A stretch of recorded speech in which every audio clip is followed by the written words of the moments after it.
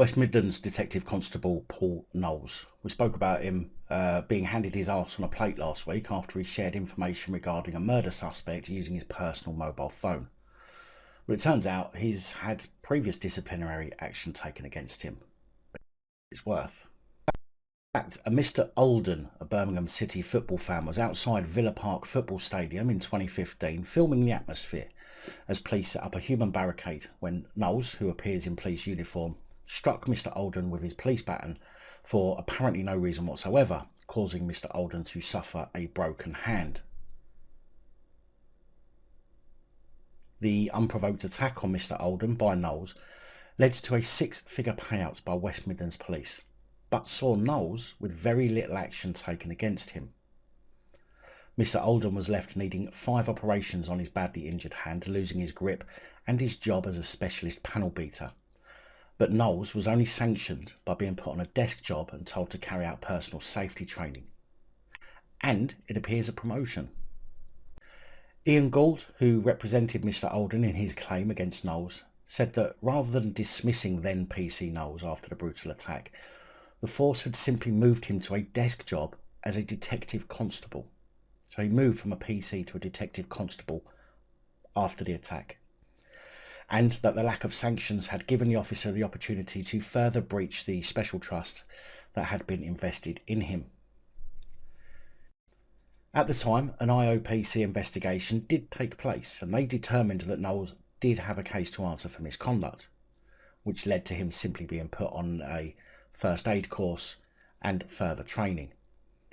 Detective Chief Inspector Bryan Allden of West Midlands Police Force described the officer's use of force as justified, but executed recklessly.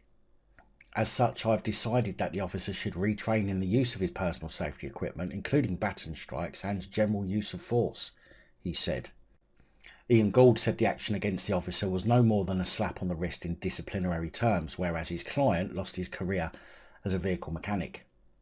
Mr. Allden claimed that, at the time of the incident, the force had neglected to take the case seriously and had protected the officer. He didn't give 2 hoots when he hit me.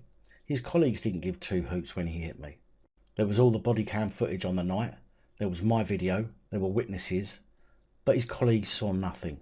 Nobody saw nothing. It was a closed book.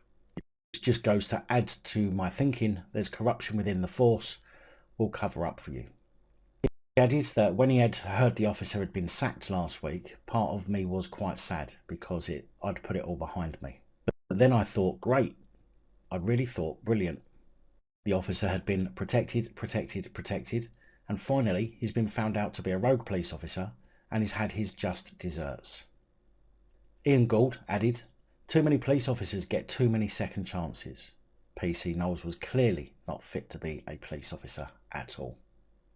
And unfortunately, this is true in almost all cases where police get chance after chance, even for some serious, very serious offences.